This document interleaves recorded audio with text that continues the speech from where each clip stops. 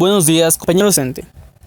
El día de hoy nosotros les platicaremos acerca de los otros ingresos que perciban las personas físicas que se encuentra en el capítulo 9 de la Ley del Impuesto sobre la Renta, título 4. Bueno, antes de avanzar más, este equipo es conformado por Montserrat Texcocano, Aleida Ruiz, Verónica Cruz, Leticia y su servidor Miguel Fernando. Y hay que saber antes que las personas físicas es un individuo que puede prestar servicios, realizar actividades comerciales, arrendar bienes inmuebles, trabajar por salarios, entre otras ocupaciones. Dependiendo de la actividad que realicen y de su promedio de ingresos, pertenecerán a un régimen fiscal específico. Ya sobre la marcha vamos a hablar que el artículo 141 nos habla de que los ingresos que se consideran percibidos por las personas físicas en el momento de que estos incrementen nuestro patrimonio o el patrimonio de quien los reciba, salvo en los casos de los ingresos por depósitos en el extranjero, de créditos o préstamos otorgados a residentes en el extranjero, o bien por los ingresos sujetos a regímenes fiscales preferentes. Caso en que se considerarán percibidos en el ejercicio fiscal en el que las personas morales, entidades, fideicomisos, asociaciones en participación, fondos de inversión o cualquier otra figura jurídica cuyos ingresos estén sujetos a los regímenes fiscales preferentes, los acumularán si estuvieran sujetas al título 2 de esta ley, que es el título de las personas morales. Ya aquí, el artículo 142 nos habla de qué es lo que se va a considerar como otros ingresos. Y estos serán el importe de deudas perdonadas por un acreedor o pagadas por otra persona, la ganancia cambiaria o intereses provenientes de crédito, las prestaciones que se obtengan con motivo de otorgamiento de fianzas o avales cuando éstas se presten por instituciones legalmente autorizadas, los procedentes de toda clase de inversiones hechas en sociedades residentes en el extranjero sin establecimiento permanente cuando se trate de los dividendos de la siguiente fracción. La fracción quinta nos habla de que se considerará como ingreso los dividendos o utilidades distribuidos por sociedades residentes en el extranjero y que en el caso de reducción de capital o liquidación de estas sociedades se determinará el ingreso restando al monto de reembolso por acción el costo comprobado de adquisición de la acción actualizada por el periodo comprendido desde el mes de la adquisición hasta el mes en el que se pague el reembolso. Y las personas físicas que perciban los ingresos referidos a esta fracción deberán enterar de forma adicional el impuesto sobre la renta que cause el multiplicar la tasa del 10% al monto al cual se tenga derecho y haya sido efectivamente distribuido por la sociedad, sin incluir el monto del impuesto retenido en su caso de que se hubiera efectuado, y este pago se va a considerar como un pago definitivo. Se considerará también como ingreso los derivados de actos o contratos por medio de los cuales, sin transmitir los derechos respectivos, se permita la explotación de concesiones, permisos, autorizaciones o contratos otorgados por la Federación, entidades federativas y municipios, o los derechos de amparos de solicitudes de trámite. Además, los que provengan de cualquier acto de contrato celebrado entre un superficiario para la explotación del subsuelo. El superficiario en este caso será que tenga derecho sobre la propiedad, así como los ingresos provenientes de la participación de productos obtenidos en el subsuelo, los intereses moratorios, indemnizaciones por prejuicios, ingresos derivados de cláusulas penales o convencionales. También será ingreso la parte proporcional que corresponde al contribuyente del remate distribuible que determinen las personas morales, siempre que no se hubiera pagado el impuesto al que se refiere el párrafo del artículo 179, que nos habla que referente al excedente del límite inferior del artículo 152, se va a pagar la tasa máxima que se encuentra dentro de dicho artículo, que en este caso sería el 35%. Los ingresos percibidos por derechos de autor, cantidades acumulables que se depositen en cuentas personales, se paguen por contratos de seguros o se inviertan en acciones de fondos de inversión, así como cantidades que correspondan al contribuyente por el hospedaje otorgado en un condominio o fideicomiso en administración de un tercero, utilizado para hospedar personas distintas del contribuyente, los provenientes de operaciones financieras derivadas y operaciones financieras referentes al artículo 16A del Código Fiscal de la Federación y 21 de esta ley,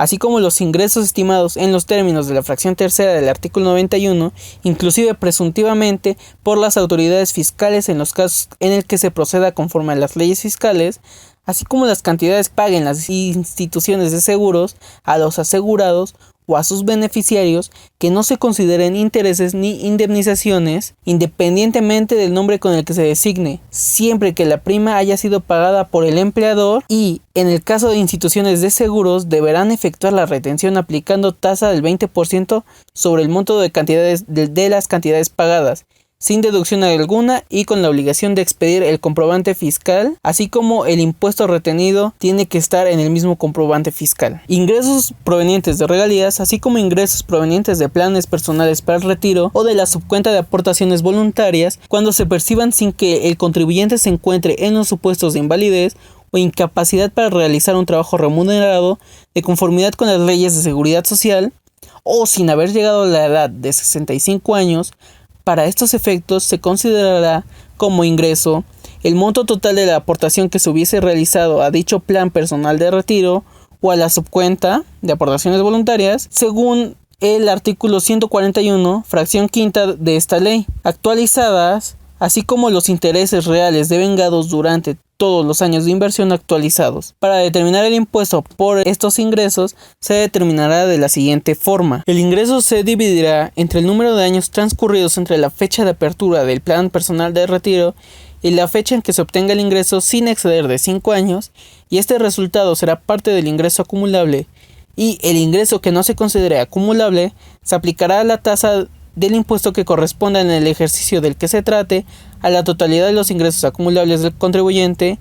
y este impuesto que así resulte se adicionará al ejercicio citado. Y cuando hubiese transcurrido más de 5 ejercicios, el contribuyente deberá pagar el impuesto sobre el ingreso aplicando la tasa del impuesto promedio que correspondió al mismo en los 5 ejercicios inmediatos anteriores a aquel en el que se efectúe el cálculo. Para determinar la tasa, se sumarán los resultados expresados en porcientos que se obtenga de dividir el impuesto determinado en cada ejercicio en que se haya pagado este impuesto entre el ingreso gravable del mismo ejercicio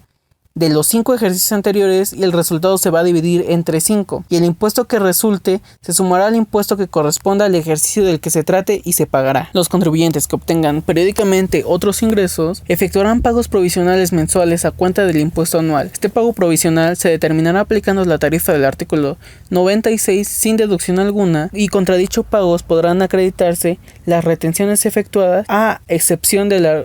retenciones del artículo 143, y las retenciones se nos deberán realizar como pago provisional la cantidad que resulte de aplicar el 20% sobre el monto de los mismos y sin deducción alguna. Ahora bien, el artículo 143 nos habla de las reglas que se van a aplicar a la ganancia cambiaria y a los intereses referidos a este capítulo, y es que toda percepción obtenida por el acreedor se entenderá aplicada en el primer término a intereses vencidos, excepto en los casos de adjunción judicial para el pago de deudas, en los que se procederá si el acreedor recibe bienes del deudor. El impuesto se cubrirá sobre el total de los intereses vencidos, siempre que su valor alcance a cubrir el capital de los intereses. Si los bienes solo cubren el capital del adeudo, no causará impuesto sobre el interés cuando el acreedor declare que se reserva los derechos contra el deudor por los intereses no pagados. Y si la adjudicación se hace a un tercero, se considerarán intereses vencidos la cantidad que resulte de restar las cantidades que reciba el acreedor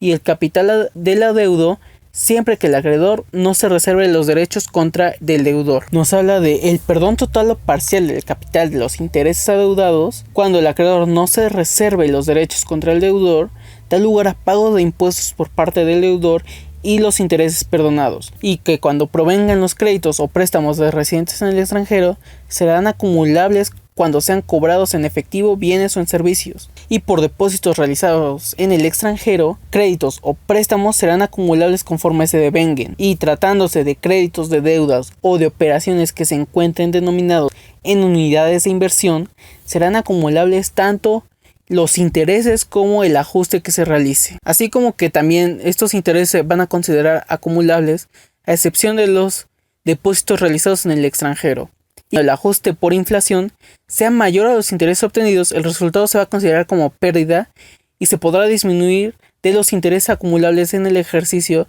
en el que ocurra o en los 4 ejercicios posteriores a aquel en el que se hubiera sufrido la pérdida. Y si el contribuyente no disminuye en un ejercicio las pérdidas, perderá el derecho a hacerlo en los ejercicios posteriores hasta por la cantidad en el que pudo haberlo efectuado. Y el monto de la pérdida cambiaria que no se disminuye en un ejercicio se calculará multiplicando por el factor de actualización correspondiente al periodo comprendido desde el primer mes de la segunda mitad del ejercicio en el que se obtuvo y hasta el último mes del mismo ejercicio.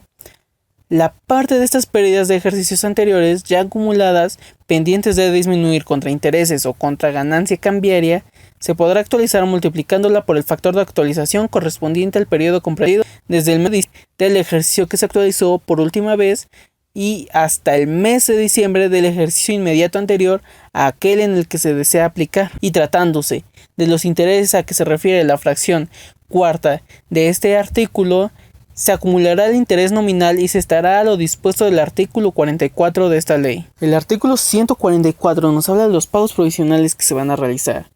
y que queda a excepción de presentar 2 pagos provisionales semestrales que son por depósitos en el extranjero, por créditos o préstamos otorgados a residentes en el extranjero.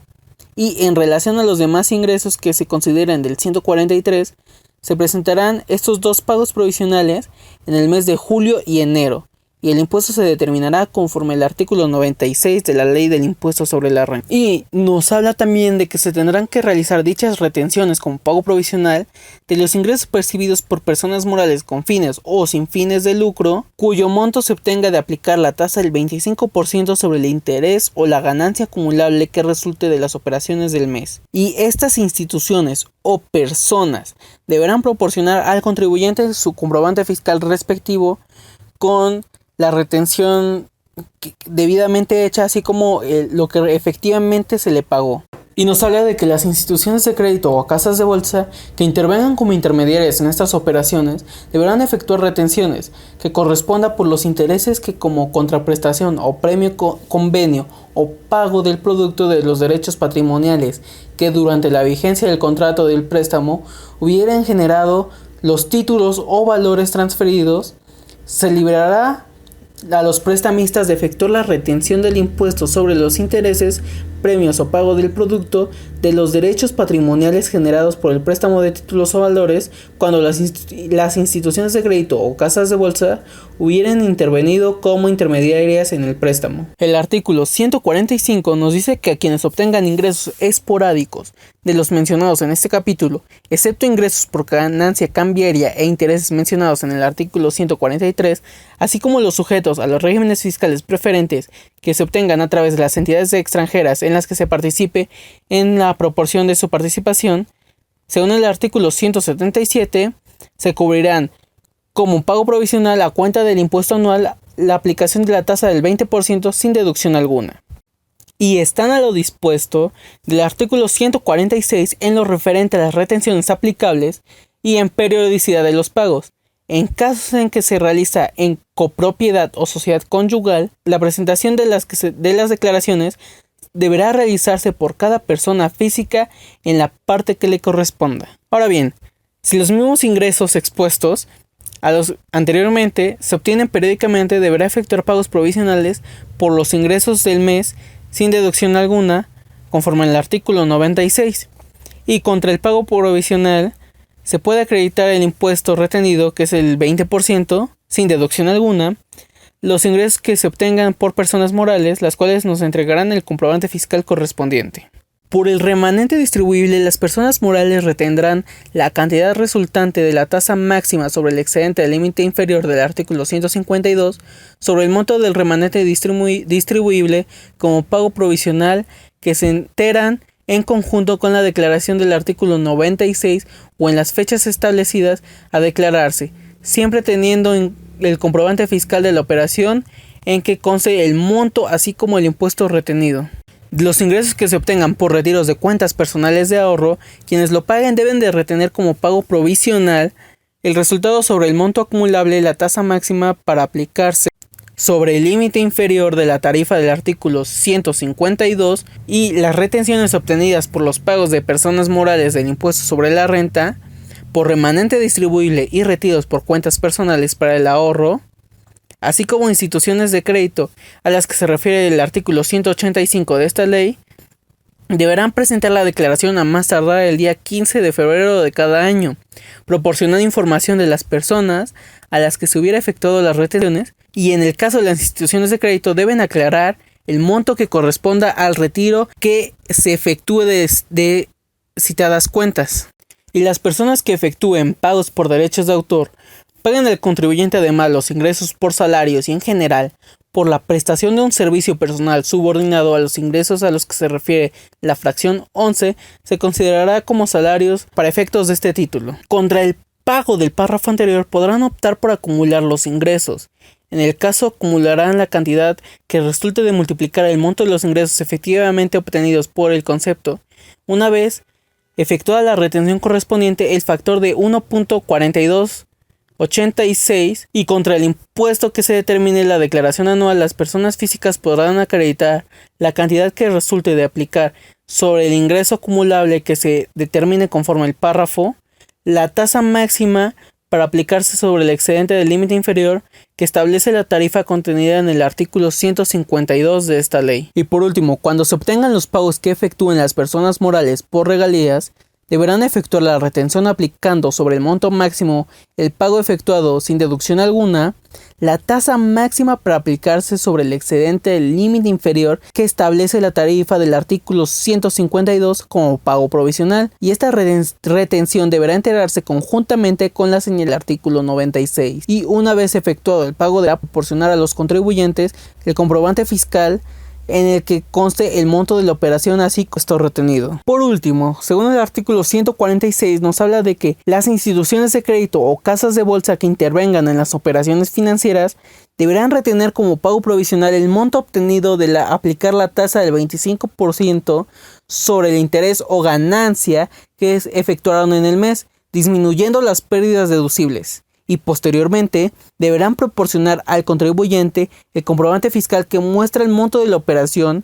y el impuesto retenido a más tardar el 17 del mes siguiente que se efectuó la retención. Las retenciones no son obligadas a efectuarse en operaciones financieras que deriven del capital. Y respecto al pago del entero del impuesto, las ganancias de las personas físicas provenientes de operaciones financieras de capital y los índices accionarios que representen las acciones, se les aplicará lo que indica el artículo 129 de esta ley, sin efectuarse la retención señalada anteriormente. Cuando la pérdida de las personas físicas exceda la ganancia o interés obtenido en el mismo mes, la diferencia podrá ser disminuida de las ganancias o intereses en los meses siguientes, sin la actualización hasta agotarla, y siempre que no haya sido disminuida anteriormente. La ganancia obtenida se realizará al momento del vencimiento de la operación, independientemente de los derechos establecidos o la cancelación del registro de una operación. La pérdida generada corresponde a operaciones vencidas o canceladas. Las instituciones de crédito, casa de bolsa o personas que intervienen en operaciones financieras deberán tener por las autoridades fiscales el reporte anual de cada operación por cada uno de los contribuyentes y el importe de retención efectuado, nombre, clave del RFC y clave única del registro de población para cada uno de ellos. Las ganancias deberán acumularse en su declaración anual, disminuyendo las pérdidas generadas en las operaciones del ejercicio correspondiente y el importe de las ganancias. Contra el impuesto que resulte a cargo se podrá acreditar el impuesto que les hubiera retenido en el ejercicio, y lo mencionado en el párrafo también se podría aplicar al artículo 21 de esta ley respecto a las operaciones financieras. Y bueno, básicamente esto es lo que son los otros ingresos percibidos por las personas físicas. Nosotros lo hicimos así porque fue la forma más condensada que encontramos de explicar lo que son los otros ingresos para las personas físicas. Y es un tanto interesante porque vienen aquí también conceptos que nos hablan sobre ingresos provenientes del extranjero, tanto como inversiones o dividendos, y un poco de la forma en la que se trata la retención, así como la forma en la que se va a tratar el pago provisional. Lo que a nosotros esto nos dejó es tanto un mar de conocimiento, creo que bastante extenso y complicado de entender en cierto punto, como también el saber que cosas tan simples como incluso los retiros de una cuenta de ahorro propia pueden ser considerados como otro tipo de ingresos. Y es una forma interesante de tratar cada uno de estos temas, esperando obviamente que esto haya sido como lo más claro posible o entendible de cierta forma para